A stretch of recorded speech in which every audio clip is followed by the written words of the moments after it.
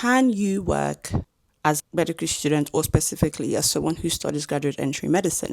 This is a question I've gotten asked a few times, so I thought to make a video on it.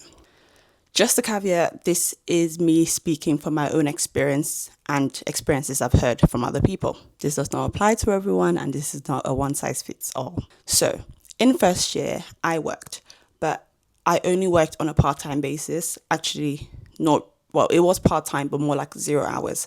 So I picked up shift as and when I could or I needed to. As I've said in a previous video of mine, I got the full maintenance loan in first year, so it was easier not to work because I could afford to. In second year, I couldn't. So transitioning over summer from first year to second year, I decided to apply for a more permanent role in the place I worked in first year, and thankfully I got it. So now I'm on a contract where I have to work specific hours each week. It works for me because I know at the end of each month I have a base salary I get, in addition to, for example, if I decide to work overtime, which is possible for me to do in second year because it's a bit more flexible because I'm on placement.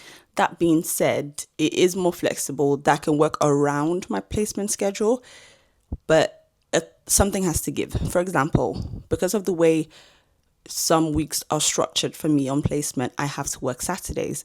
So 2-3 Saturdays in a month, I am probably going to be working.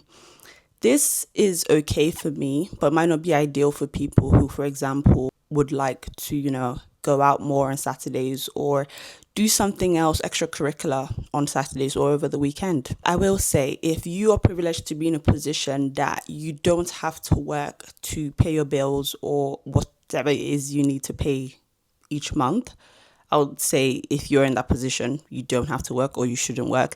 If I had unlimited money and I could afford to live without working, I wouldn't work, just personally speaking.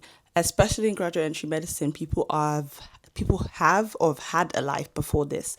So for example, people have houses, people have children, people have other things that they've been paying for because they've been in full-time work prior to starting this course that they can't abruptly stop working. So I know people who still more or less work full-time, not full-time, but more hours than I would because of the responsibilities they have, So yes, it's doable.